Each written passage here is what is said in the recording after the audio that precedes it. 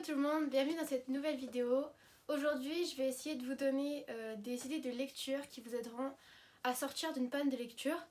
Donc l'objectif c'est que ce soit des livres qui vous accrochent et qui vous fassent sortir de cette panne de lecture. Je vais vous présenter 4 livres, vous expliquer un peu pourquoi je les ai choisis et pourquoi je pense qu'ils vont vous aider. Et je vous laisse toucher avec la suite de la vidéo.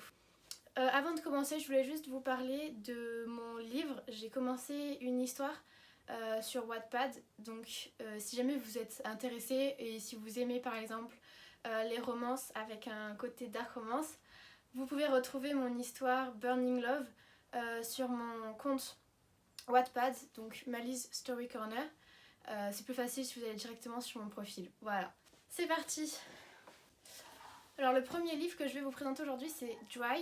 Alors je crois que c'est un père et un fils qui l'ont écrit ensemble ce livre. Et donc ce livre vraiment ça m'a trop bouleversée, ça m'a trop touchée. Il est incroyable et on est accroché du début à la fin. Alors l'histoire se passe en Californie aux États-Unis, donc dans un futur proche. C'est à notre époque quoi. Et en fait, les gens ouvrent leur robinet un matin et ils n'ont plus d'eau qui coule en Californie. Donc voilà, il y a plus d'eau, personne n'a d'eau potable, d'eau courante. Et donc, on suit Alyssa, son petit frère et quelques autres jeunes dans cette aventure qu'ils ont du coup pour essayer de survivre sans eau pendant plusieurs jours. Enfin voilà, c'est très très très touchant et choquant aussi parce que ça peut potentiellement arriver un jour, donc c'est un peu traumatisant. Voilà, c'est le premier livre que j'ai annoté, parce qu'avant je n'annotais jamais mes livres. Et vraiment, il y avait beaucoup de passages très tristes et très touchants. Pourquoi est-ce que je pense que ça va vous aider à sortir de votre panne de lecture? Tout simplement parce que y a du suspense tout le temps, c'est une aventure qui se suit sur plusieurs jours. Donc on retient notre respiration, on va dire, tout le long. On se dit mais comment ça va se finir, comment ils vont y arriver, est-ce qu'ils vont y arriver, etc. Et même s'il est assez long, je pense que on reste accroché tout le long avec cette histoire, etc. Il y a plusieurs plot twists, des retournements de situation qui font avancer l'histoire, etc. Et moi quand j'ai lu cette histoire, je me suis questionnée aussi. Donc je pense que c'est un livre parfait pour quand on n'arrive plus à lire et qu'on abandonne tous les livres qu'on lit. Je pense que ça va vous aider. Deuxième livre, 1000 baisers pour un garçon de Tilly Cole. J'ai fait une vidéo, un vlog de lecture pour quand je lisais le tome 2. Donc déjà, pourquoi j'ai choisi ce livre dans cette vidéo? Parce qu'il est très court, c'est très rapide à lire. Pardon. Et ensuite, parce que ce livre est très triste et très touchant. Enfin, je pense que beaucoup de personnes pleurent en lisant ce livre. Si vous connaissez pas l'histoire, du coup, on suit Poppy et Rune qui se connaissent depuis qu'ils sont tout petits, qui sont âmes sœurs, etc., qui s'aiment. Et malheureusement, Rune doit redéménager dans son pays natal en Norvège, je crois, aux alentours de leurs 15 ans, ou voilà. Et pendant 2 ans, ils ne se voient plus, et en fait, ils perdent contact parce que Poppy arrête d'envoyer des messages à Rune. Et quand Rune revient 2 ans après, il apprend que Poppy a un cancer. Alors, je ne me rappelle plus exactement quel est son cancer, mais un cancer très rare. Et donc, on suit ces deux jeunes gens pendant leur parcours, pendant la vie de Poppy. Voilà, je pense que ce livre qui est court et qui est accrochant va vous permettre également de sortir de votre panne de lecture. Surtout que on a envie de connaître la fin, de savoir comment ça se finit, etc. Même si c'est triste. Donc je pense vraiment que c'est aussi un livre parfait pour ce genre de moment. Alors le prochain livre, je ne l'ai pas en livre, dont je vais mettre la couverture, mais donc c'est Hunger Games de Suzanne Collins, je crois. Alors Hunger Games, c'est incroyable, voilà, c'est une saga.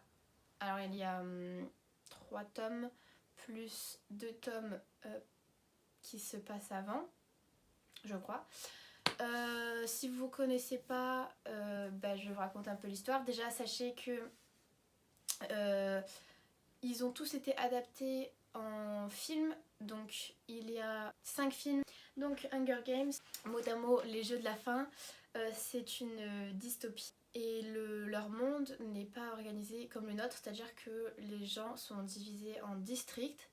Il y a 12 districts et il y a le Capitole. Et le district 1 ont des conditions bien meilleures que le district 12. Enfin, ça se dégrade, on va dire, de district en district. Et en fait, chaque année, c'est très horrible. Dans chaque district, il y a un garçon et une fille qui sont tirés au sort.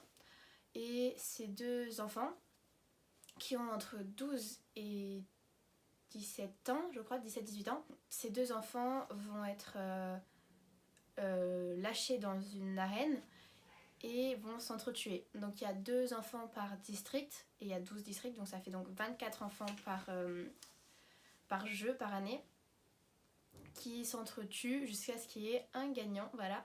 C'est vraiment horrible. Et donc cette année-là, on suit Katniss et Peeta du district 12 qui vont au Hunger Games. Et alors ce livre, encore une fois, c'est énormément accrochant parce que t'as toujours du suspense à partir du moment où ils sont dans l'arène. Il y a plein d'imprévus, de retournements de situation, d'actions, de moments horribles. Enfin, il y a beaucoup de rebondissements. Il y a plusieurs tomes, donc si jamais le tome 1 vous plaît, après vous êtes parti pour toute la saga. C'est vraiment super. Et les adaptations en film sont géniales, donc ça peut aussi vous motiver. Il y a aussi beaucoup de cruauté, donc si vous êtes très sensible, par exemple à la violence, etc., je vous le conseille pas. Mais après, si les dystopies vous plaisent, les scènes d'action, les bagarres, je vous le conseille. Et je pense que ça vous aidera aussi à sortir de votre panne de lecture. Et enfin, dernier livre que je vous conseille, c'est A Good Girl's Guide to Murder. Je me rappelle plus du titre en français. Voilà, j'ai retrouvé ces meurtres, mortes d'emploi. Et donc, cette saga, c'est aussi une saga et incroyable. Et également, cette saga a été adaptée en série cette fois-ci. Et donc, qu'est-ce qui se passe dans A Good Girl's Guide to Murder? C'est une enquête, c'est une fille de 17 ans, je crois, qui se lance dans une enquête pour essayer de comprendre un drame, on va dire, qui s'est passé quelques années auparavant dans son village, où il y avait eu 2 morts. Et même si cette affaire avait été résolue, on avait trouvé un coupable, Pip, elle s'appelle Pip, n'est pas convaincue et elle est persuadée qu'il faut encore creuser, qu'on peut encore trouver des vraies réponses. Et donc elle se replonge dans cette ancienne enquête pour essayer de trouver des informations.